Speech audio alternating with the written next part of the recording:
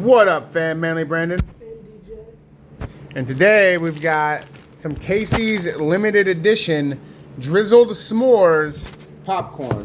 We've had some success in the past with these flavored popcorns, so I'm hoping that this will continue our streak. And I mean, it's s'mores, so it's probably gonna be delicious. Oop. All right.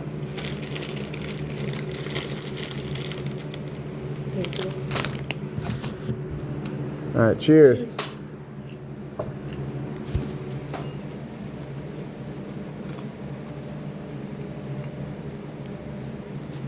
That's really good.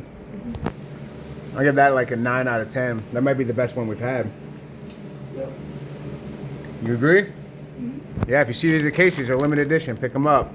All right, peace.